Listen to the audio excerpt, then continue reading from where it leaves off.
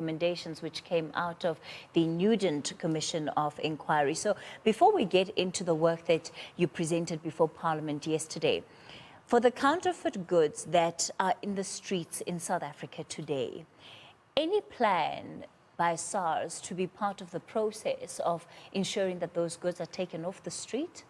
Or even trying to make sure that those people who are selling these goods are brought to book, where law enforcement has clearly, by and large, failed to do that? So you may have been aware that in the past months, SARS have been in joint operations with SAPS to conduct raids, into downtown parts of the city to identify and to detect where those counterfeit goods eventually ends up.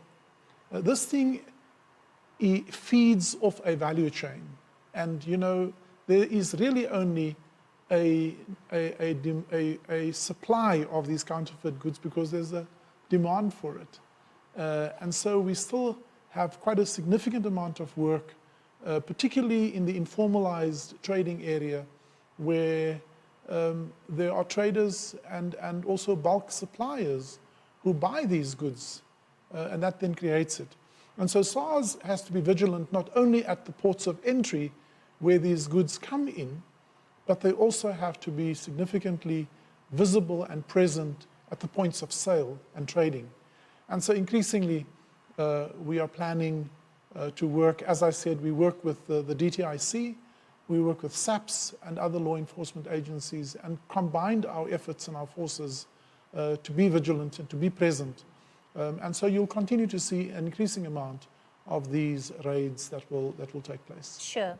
You're talking about a tightening of legislation at the Revenue Service. Is this for internal controls within the governance of the institution, or are we talking about tax laws that will affect everyone? As if they could be any tighter, but tell us about what some of the recommendations that you were discussing with MPs yesterday, how far they run. So the specific issues relate to recommendations that arose out of the Nugent Commission report. And there are two sets. These are not tax laws. That's another process that deals with that. But these relate firstly to the process of the appointment and performance management of the Commissioner and the senior executives at SARS. And so, for example, Judge Nugent and his commission makes a recommendation of an Inspector General to improve the governance of SARS. Now, you will recall we have the Tax Ombudsman, and really the Tax Ombudsman acts in the interests of taxpayers. So this is an alternative role. Right now, Treasury leads this work. We work with Treasury to say, there have been a number of recommendations over the years. The CATS Commission, for example, recommended a particular governance structure. The Davis Tax Commission recommended another, and now Judge Nugent even a third one. And so there's currently a research. Treasury will soon issue a paper with some ideas for public comment, hoping that certainly towards the end of this cycle we can announce new legislation around the appointment of the Commissioner, which is already implemented. My appointment was run very differently from previous appointments, and there's consideration for how deep should this go, for example, to the level of Deputy Commissioners, should there be a decision to appoint Deputy Commissioners in the future. That's the external ones. The internal ones within SARS, we have seen the destruction of a compliance unit and an integrity unit within SARS. The compliance unit seeks to ensure a consistent governance across tax types within SARS, and the integrity unit is really there to ensure that our internal processes, SARS has to act and behave beyond reproach, and so the way settlements are dealt with and resolved between taxpayers is important. The way we conduct our businesses whether it is the raising of assessments, the following through of outstanding debt. And so it's a review of all of those internal processes, the terms of reference, the membership of those committees, which clearly the Commissioner of SARS has enormous power and is almost in the office of the Commissioner, all power that SARS has vests. And it's therefore important that there's sufficient internal governance processes and frameworks that in any case protects the Commissioner against him or herself. So if I understand you correctly, these mechanisms would by and large be future-proofing SARS, as it were, against bad governance in going forward. And how much of it is coming off the back of what has happened in the last couple of years, where there has been a perception that the leadership in SARS has not been great? Well, and that has been to the detriment of the institution. So absolutely. I mean, the entire essence of the Nugent recommendations in regard to overall governance is informed by what has gone wrong in the past 5 years and seeks to strengthen that. But you know, Cathy, ultimately people is the weakest link. You know, all of the PFMA, all of the other governance structures has not stopped wholesale state capture, corruption across all state organizations, state-owned enterprises, including SARS. So ultimately, the way that we appoint and vet individuals for these high impact positions in government, that's going to be our biggest defense. It's the quality of people. They should be competent, and we should appoint people on merit and not on some system that denies the fact. Obviously, we have to transform, but merit must be an important criteria, and attributes of an individual must be taken into account. And then to create a system of a framework of governance that obviously then strengthens that.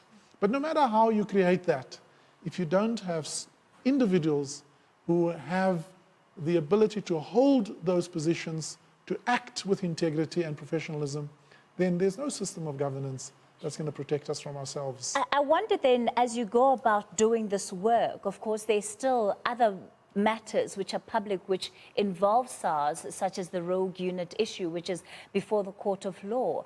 How much of that, in terms of what is actually being, what is alleged to have happened, where SARS resources were used for a covert operation, how much of that even as a claim informs the kind of mechanisms you're putting in place to, again, ensure that the credibility of the institution going forward never has to be in a position where something like that happens, or where aspersions such as that are cast on it? Cathy, you're right. I mean, even the fact that there is the debate detracts from the work we do. And so right now, we don't have to wait. Clearly, there's a matter that's in court that will provide greater clarity around what SARS may and may not do. We are clear what the mandate of SARS is, which allows us to conduct investigations, to collect and gather intelligence and information in order to administer our laws. That's the confines of our work. We do that transparently and professionally. And so clearly, as we rethink areas to strengthen, and ultimately, as I said, it's about human behavior. So even within the correct terms of reference for committees and units, the correct delegations of authority, it ultimately means we also have to guard against individuals within units and within areas of work that they do the right thing. And so that's what we are focusing on now. Let the court provide the clarity, but we don't have to wait for the court to provide clarity to make sure that the organization is purposed and tooled and skilled to do the work that it is mandated to do. The work of SARS is too important for there to be questions about its integrity. And therefore, I share with you our Vision 2024. It is to create a smart, modern SARS with unquestionable integrity that can be trusted and admired.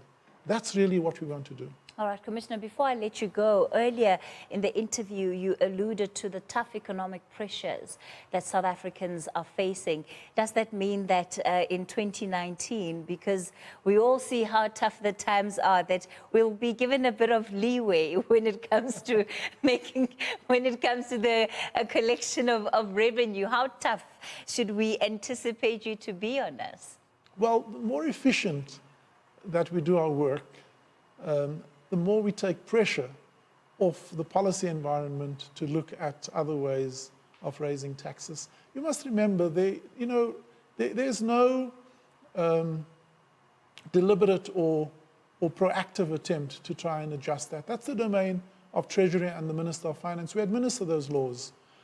Suffice it to say, I remind you of a time, although you're still young, but I remind you of a time when the levels of compliance in South Africa was on the rise, and in that period, the Minister of Finance was able to give close on to 100 billion of rebates back to taxpayers.